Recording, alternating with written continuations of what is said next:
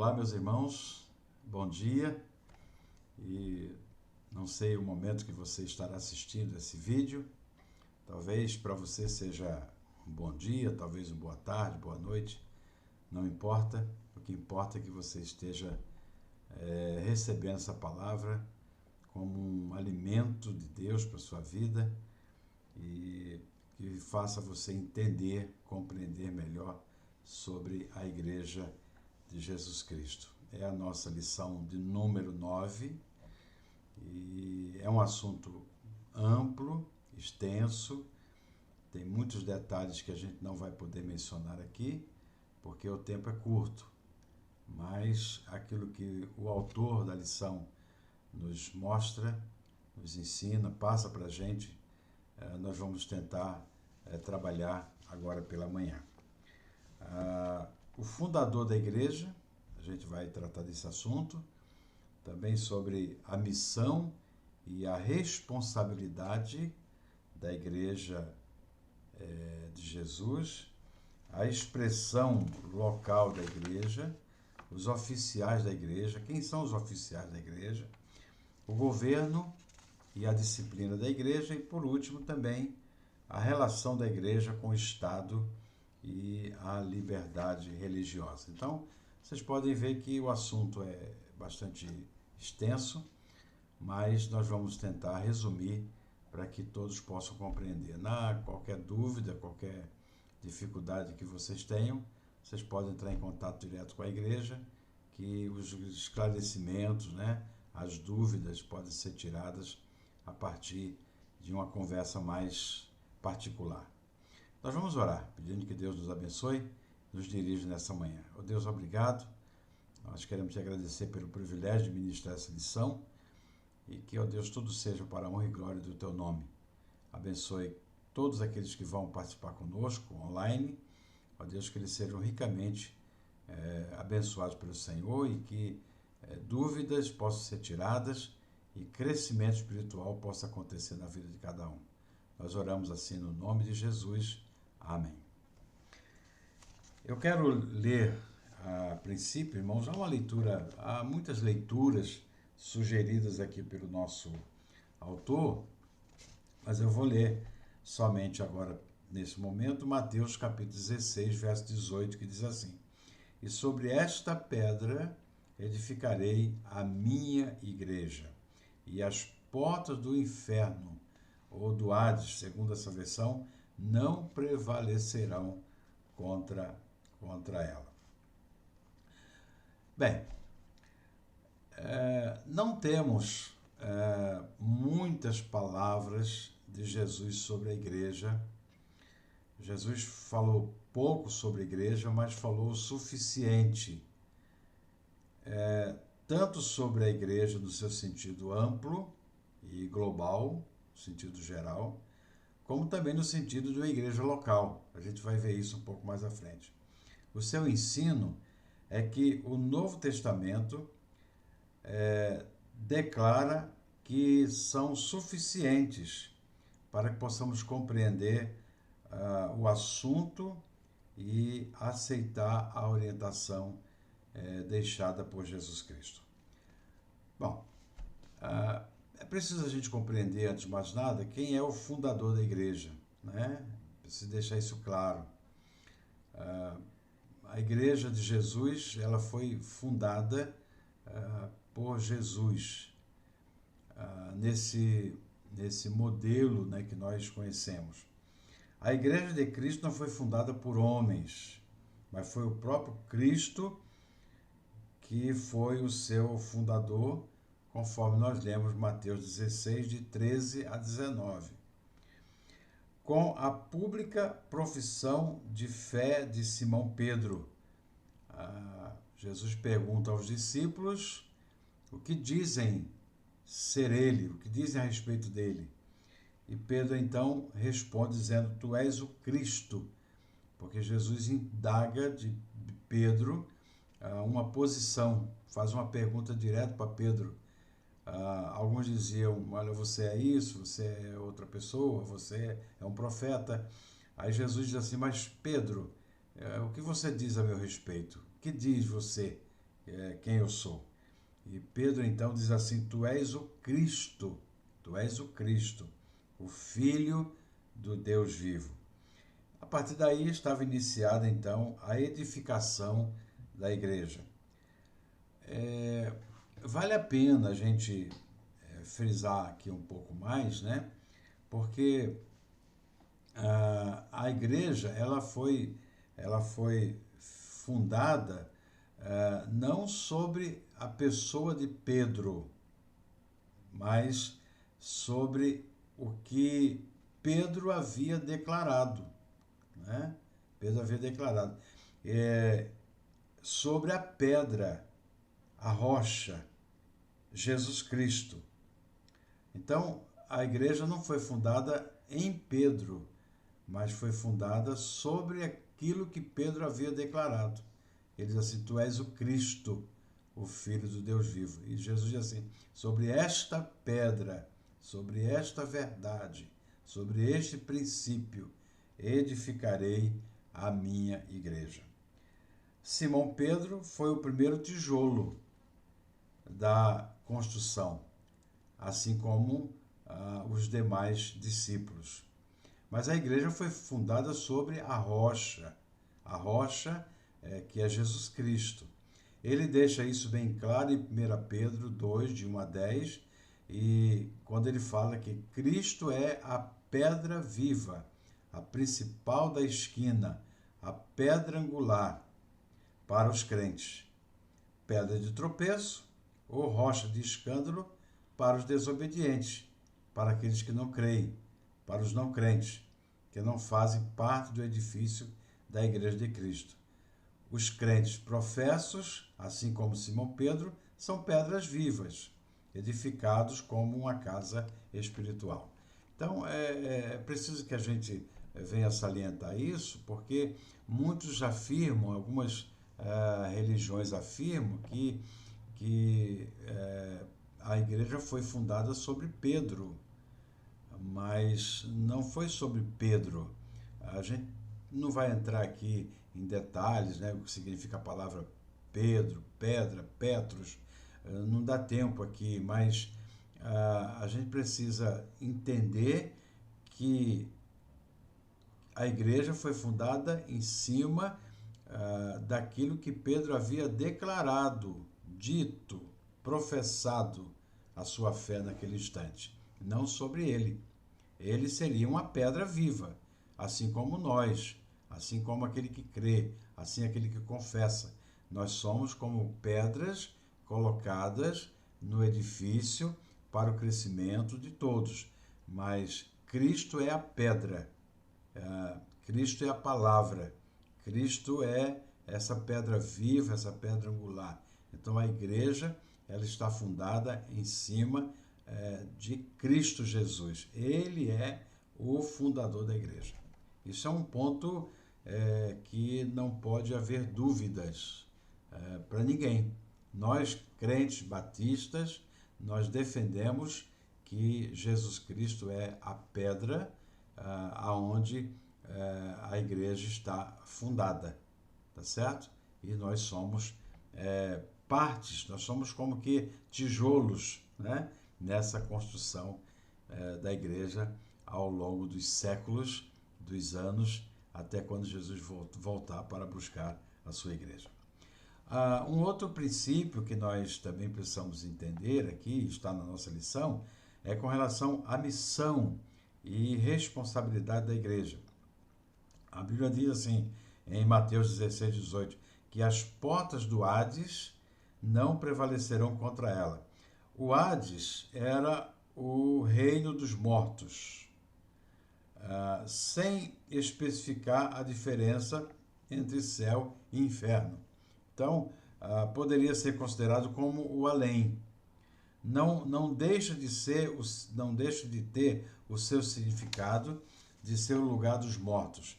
Jesus afirma que suas portas não prevalecerão contra a igreja que ele havia fundado, criado. Como? Bem, a morte nunca há de vencer a igreja de Jesus Cristo. Nunca há.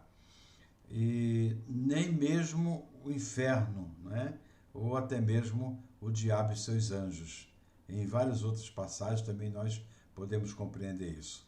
A igreja de Jesus, ela é vitoriosa, ela é triunfante, ela tem a certeza de que Jesus vai voltar para buscá-la.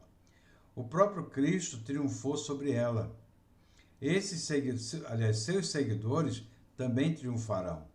Os mortos espirituais, separados de Deus, serão convidados a aceitarem Jesus como Salvador, passando da morte para a vida. Os crentes, mesmo morrendo fisicamente, triunfarão sobre a morte. É missão da igreja triunfar sobre a morte, em todos os seus aspectos, proclamando Cristo como o Filho do Deus vivo. É bom que a gente também mencione aqui que a morte física é a morte do corpo, né? Esse corpo que, como nós sabemos, a terra há de comer. Então, esse corpo será destruído.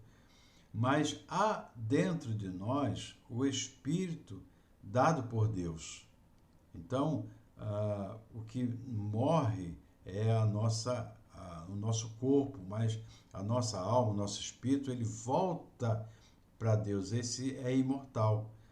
E aí pode acontecer aquilo que nós chamamos de segunda morte, né? Ou a morte espiritual.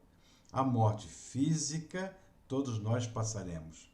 Mas a morte espiritual, que é o afastamento de Deus, a separação de Deus, essa morte espiritual, ela só vai acontecer com aqueles que rejeitarem a palavra de Deus, aqueles que se permanecerem incrédulos, aqueles que não acreditarem em Deus.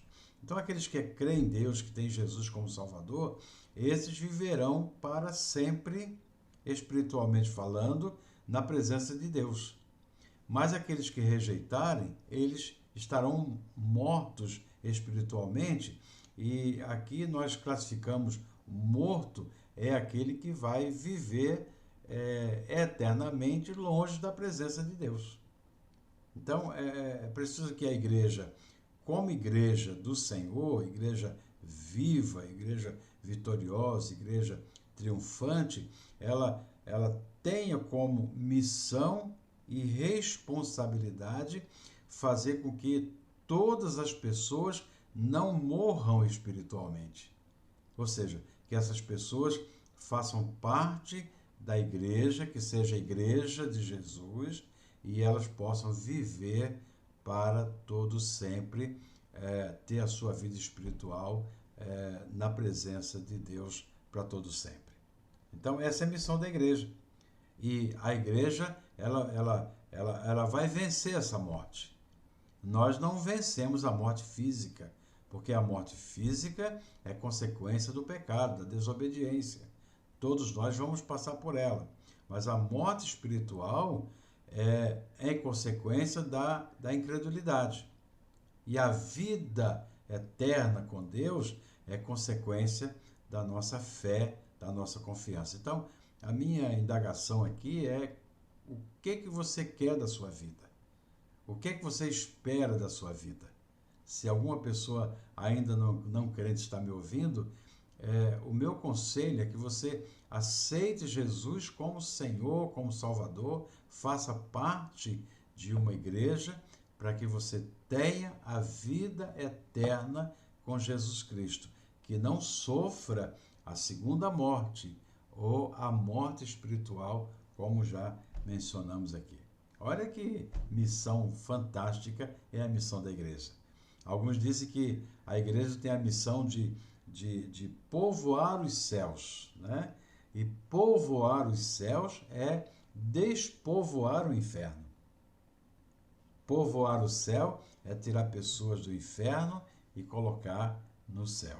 E como a igreja faz isso? Através da sua responsabilidade que tem, seja um pregando ao outro, seja através de missões, seja através da ação da igreja como um todo no evangelismo, mas a igreja tem a missão de fazer com que pessoas tenham Jesus Cristo no seu coração. Essa é a missão da igreja.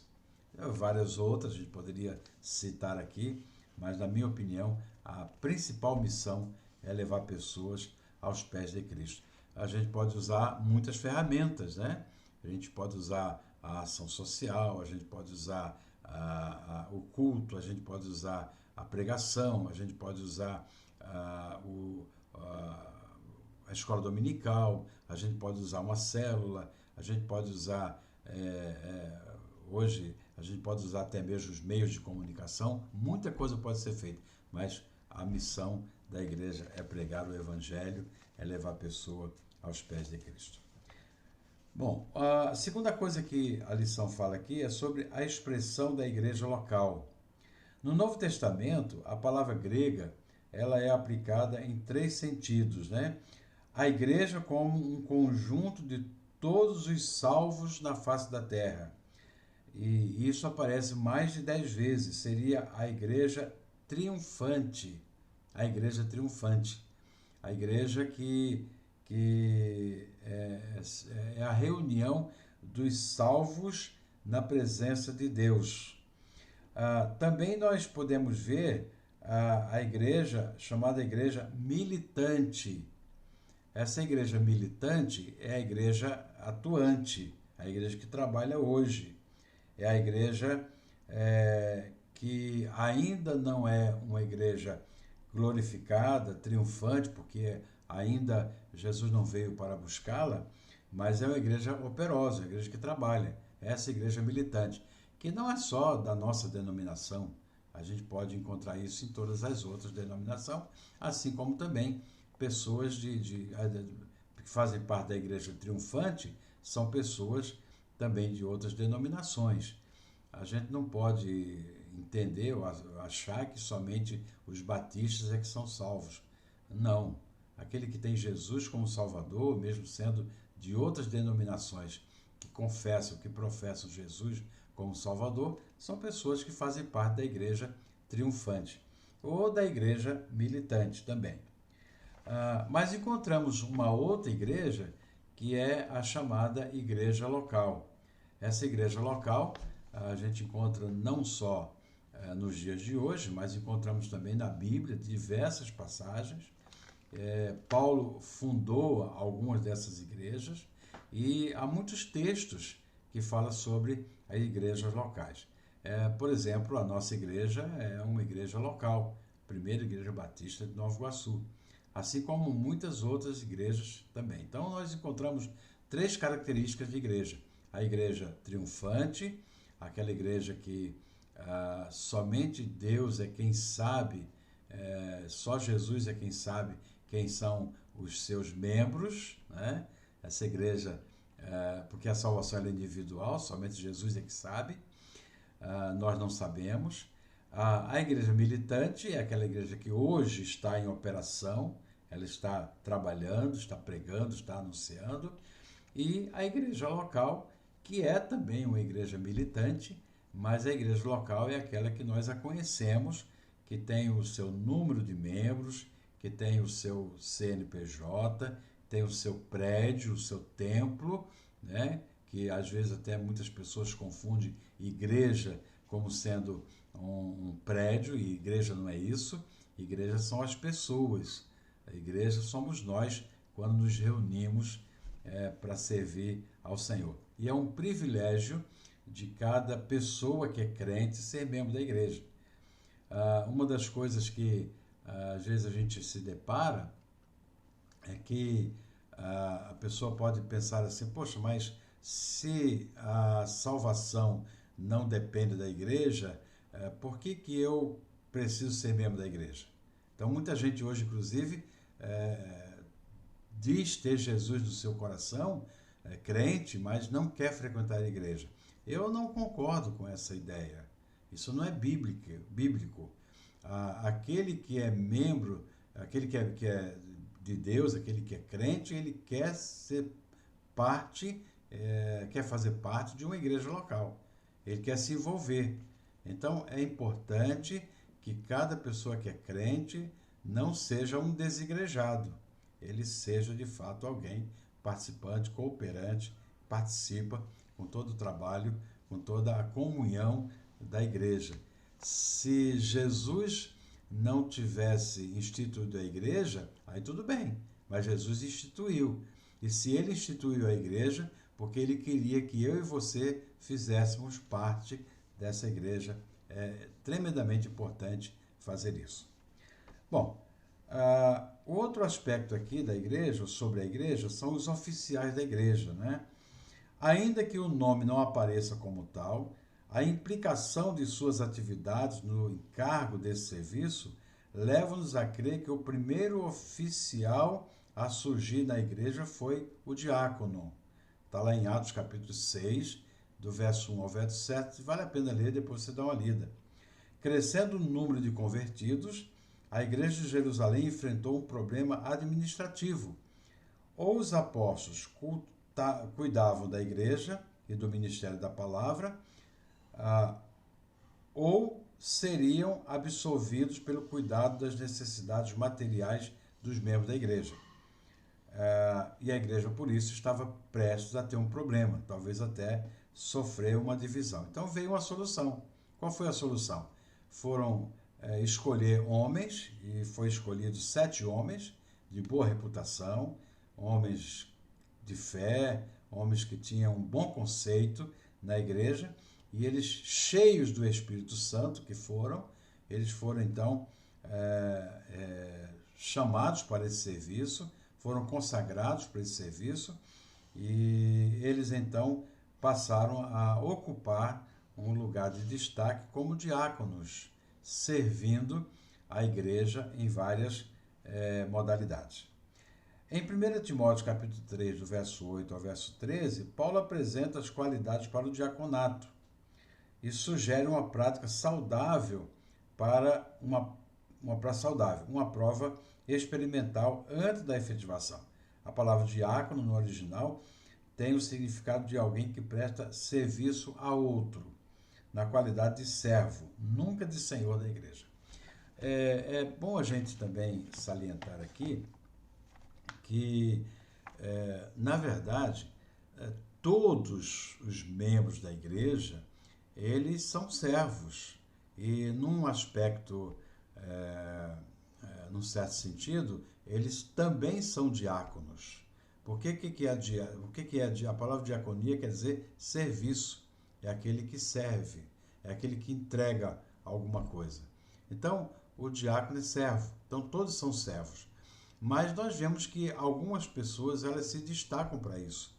E assim como aconteceu na igreja primitiva, também é bom que aconteça também nas nossas igrejas, né?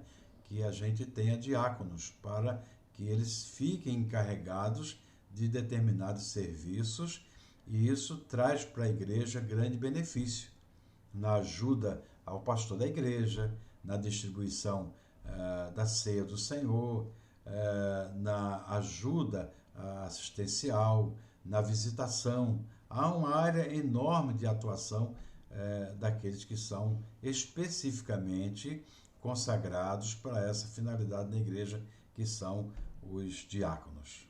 Então, esse é o primeiro ofício. Os apóstolos ficaram responsáveis pela pregação e aqueles homens ficaram responsáveis pela distribuição, o atendimento às viúvas. Se assim não fosse, seria muito difícil que a igreja pudesse atender a todos. E assim também é o dia de hoje, né? Os diáconos, na minha opinião, os diáconos e as diaconisas hoje são fundamentais para que a igreja ela continue fazendo a sua obra de maneira incansável. Talvez para alguns pastores, né, não seja razoável ter diácono, alguns acham que não, mas eu pessoalmente, eu sempre consagrei diáconos por onde passei e entendo que é um ministério extremamente eficaz para a igreja do Senhor, na ajuda ao pastor da igreja, porque o pastor nunca consegue fazer tudo sozinho. O outro oficial além dos diáconos, é o pastor. Nome que aparece poucas vezes, mas é tremendamente notado, e o seu trabalho de importância e necessidade para a igreja. Os apóstolos, testemunhas oculares de Jesus e de seus contemporâneos, ao passar do tempo, foram desaparecendo e dando lugar à nova denominação, também designada como bispo e ancião. 3 designações para esses 3 aspectos da função pastoral. É o bispo, aquele que superintende, ou seja, aquele que administra as atividades. Nós temos o ancião ou presbítero, aquele que goza de respeito e de credibilidade para aconselhar, é dado ao aconselhamento, é um grande conselheiro. E o pastor é aquele que apacenta o rebanho dos fiéis, cuidando de suas necessidades espirituais. Na Igreja Batista, nós não temos, oficialmente, nós não temos outra designação a não ser pastor. Então, são 2 oficiais na Igreja Batista: os diáconos, que exercem o cargo de servo, de serviço, e os pastores, que também é servo, mas ele tem uma função diferenciada. Então, essa função pastoral, ela pode ter essas 3 conotações: bispo, ancião ou pastor. Então, tudo quer dizer basicamente a mesma coisa. Então, o pastor, ele é bispo quando ele está fazendo a função administrativa. Ele é ancião quando está fazendo a função de conselheiro. E ele é pastor quando está apacentando o rebanho. Em Atos capítulo 20, 17 a 38, notamos os 3 termos e as 3 funções para as mesmas pessoas. Paulo manda os anciãos, verso 17, pede que cuidem de todo o rebanho, função pastoral, afirma que foram constituídos bispos, lá no verso 28, e que devem apacentar a igreja de Deus. Em 1 Timóteo, capítulo 3, verso 17, e também em Tito, capítulo 1, 5 e 9, estão mencionadas as qualificações e os pré-requisitos da função do pastor. Em Apocalipse 1, 9 a 20, Jesus aparece andando no meio de suas igrejas e segurando os pastores na sua mão direita. Então, finalizando aqui essa parte, 2 oficiais que a igreja possui, que são os diáconos e os pastores. Algumas igrejas, até usam essa nomenclatura de apóstolo para alguns pastores, e até mesmo alguns da nossa denominação, às vezes até mesmo segue essa linha, mas, a meu ver, e aqui é um pensamento meu, de que não cabe essa designação de apóstolo, porque apóstolos foram aqueles que andaram literalmente, com Jesus, aqueles que sofreram tanta perseguição e até morreram pelo Evangelho. A gente for ver direitinho essa designação de apóstolo, com o passar do tempo, ela foi sumindo, desaparecendo, quando os apóstolos também passaram não mais a existir, ou seja, aqueles que andaram com Jesus, viveram com Jesus, eles morreram, assim como Pedro, João e tantos outros. Então, eu não vejo que cabe essa designação apóstolo. Eu acho que a palavra pastor e a função pastoral é a mais sublime que a gente pode ter para esse momento que nós estamos vivendo, o momento da igreja, e até quando Jesus Cristo voltar. Um outro assunto aqui é o governo e a disciplina da igreja. O governo da igreja é local, primeiramente cristocêntrico, ou seja, para nós, Cristo é a autoridade máxima. De onde nós tiramos isso? Nós extraímos esse conceito da própria palavra de Deus, né? A Bíblia, para nós, é a regra, é a nossa regra de fé e prática. Então, nós temos a autoridade suprema de Cristo através dos seus ensinamentos. E a igreja, ela é a autoridade máxima, soberana nas suas decisões. Então, Cristo é o cabeça da igreja, ele é a autoridade suprema, e a igreja reunida em assembleia, né, a igreja como um todo, ela é a autoridade soberana nas suas decisões. É preciso a gente compreender que as decisões que a igreja toma precisa ser aceita por todos. E nós somos um governo democrático, né? Congregacional, porque é a congregação, através do voto, que decide aquilo que a igreja vai fazer, seja com relação ao seu patrimônio, seja com relação à pregação, com relação à missão da igreja, como ela vai fazer, como ela vai agir. Doutrinariamente, nós seguimos a palavra de Deus. Cristo é soberano. Mas algumas decisões que implicam em questão financeira, questão de patrimônio, questão de como a igreja vai agir em determinadas coisas, quem toma essa decisão não deve ser um grupo isolado, nem mesmo aqueles que estão à frente, mas a igreja em assembleia. E é por isso que a igreja sempre faz as suas sessões, chamadas sessões deliberativas, onde, através do voto, a igreja, então, toma a sua decisão. Uma das coisas que nós também precisamos entender é a questão da cooperação. Então, a igreja, ela coopera, né? Nós cooperamos uns com os outros e, através dessa cooperação, nós conseguimos fazer com que a igreja cresça, que a igreja ande para a glória do Senhor. Então, o nosso governo, ele é congregacional, porque é a congregação que tem o poder de decisão, e ele é democrático. É através do voto, né, que a igreja toma as suas decisões. Um outro aspecto também é com relação à sua disciplina, né? Não vou entrar muito nesse assunto, mas existem 3 formas da gente exercer a disciplina na igreja.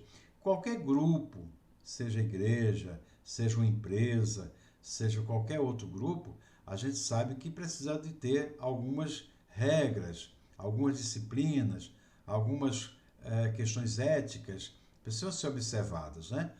E na Igreja Batista nós exercemos a disciplina de 3 maneiras.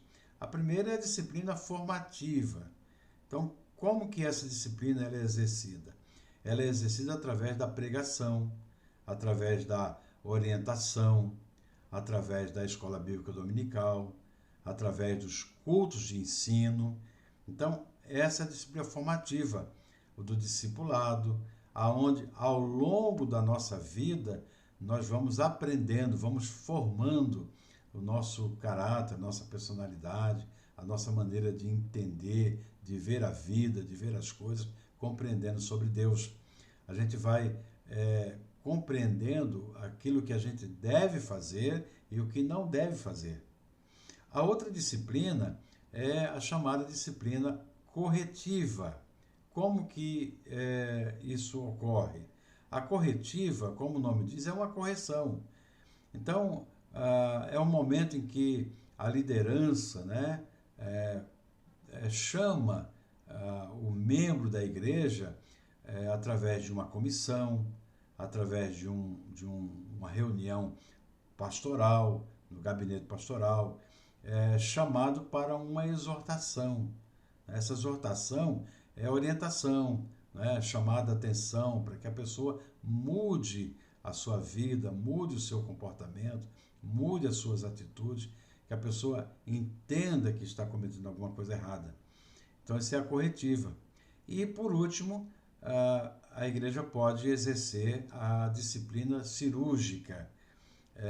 O que seria isso? Seria o desligamento daquele irmão, daquela irmã, do rol de membro da igreja, para que um membro do corpo, não é, que está, usando uma linguagem aqui comparativa, para que um membro que está eu diria, doente, não adoeça os demais membros. Então, essa é uma disciplina cirúrgica, onde acontece o desligamento. Eu quero dizer a vocês que não é a igreja que geralmente usa essa disciplina, né? A igreja não exclui ninguém. A igreja, ela muitas vezes, ela apenas faz aquilo que a pessoa já está fazendo, porque é a pessoa que mesmo se desliga, ela se exclui, ela some, ela desaparece, ela não vem nunca. Ou mesmo apesar da disciplina formativa ou corretiva, ela não dá atenção. Então ela já decidiu sair da igreja. E a igreja apenas ela tira a pessoa do rol de membros. Mas não é o nosso desejo, né? A igreja não tem essa finalidade. A igreja precisa ganhar o nosso irmão para Cristo. Às vezes é preciso deixar as 99 e sair atrás daquela única ovelha, da 100ª ovelha que se perdeu. Então é preciso fazer isso. Bom, por último, a relação da igreja com o Estado e a liberdade religiosa, né? Nós, da Igreja Batista, nós defendemos o princípio de que a igreja precisa estar livre do controle do Estado. Para isso, nós não recebemos nenhuma verba do governo, nenhuma. Tudo que nós fazemos é por conta das contribuições, da generosidade da igreja, através das contribuições, e tudo que a gente faz com total isenção do Estado, ainda que nós somos, né, por lei, obrigados a fazer aquilo que o Estado determina. Então, nós não recebemos nada do Estado, mas nós somos, eu não diria obrigado, mas há uma responsabilidade nossa de cumprir as obrigações do Estado. Pagar os nossos impostos, né? Orar pelos governantes, andar de maneira correta administrativamente. Então, nós precisamos cumprir isso, né? Mas preciso entender que a igreja não pode estar envolvida diretamente com o governo e com o Estado. Nós somos povo de Deus, nós somos cidadãos dos céus, embora também cidadãos dessa terra, do país. Como cidadãos, nós precisamos cumprir nossas obrigações, mas, sobretudo, nós precisamos cumprir os nossos deveres e a nossa comunhão com Deus em primeiro lugar. Para concluir, ao que já foi dito, convém acrescentar um aspecto importante, o da atitude da igreja para com os necessitados, os desfavorecidos da vida. A compaixão cristã foi exercida por Jesus e, de modo especial, na parábola do bom samaritano. Então, a igreja, ela existe para estar em comunhão, ela existe para estar em crescimento espiritual, crescimento sadio, ela existe para pregar o Evangelho, ela existe para glorificar a Deus, para exaltar o nome do Senhor, mas ela não pode esquecer desse lado da ajuda. A gente tem fé, mas a nossa fé, como diz o apóstolo Tiago, a nossa fé sem obras, ela é morta. Então, a igreja precisa estar atenta aos necessitados, não somente aos domésticos da fé, ou seja, aqueles que estão já na nossa comunidade, mas também aqueles que estão lá fora. E há muita gente hoje sofrendo, muita gente com fome, muita gente morando na rua, e a igreja precisa estar atenta a isso. E precisa ser não um discurso apenas de palavras, mas precisa ser um discurso onde a nossa ação precisa estar envolvida com isso. Eu sou igreja, né? Eu sou igreja, você é igreja. Se ainda não é, que você se torne também participante, membro dessa igreja. Eu sou corpo de Cristo, mas também sou igreja. Quando eu estou reunido, mesmo não estando naquele momento ali, mas eu sou essa igreja que está em várias localidades. Então eu faço parte dessa igreja, eu sou corpo de Cristo e sou também igreja à medida que eu me sinto em comunhão, me sinto participante do corpo de Cristo. Que Deus nos abençoe, nos ajude e que você seja parte também da igreja do Senhor. Vamos orar? Pai, muito obrigado por ser igreja, muito obrigado por fazer parte da igreja, muito obrigado pelo privilégio de poder pertencer à igreja de Jesus. E quando Jesus voltar, nada vai ser levado por ele, a não ser a sua igreja. Louvado, exaltado seja o seu nome por isso. É a nossa gratidão e a nossa oração no nome de Jesus. Amém.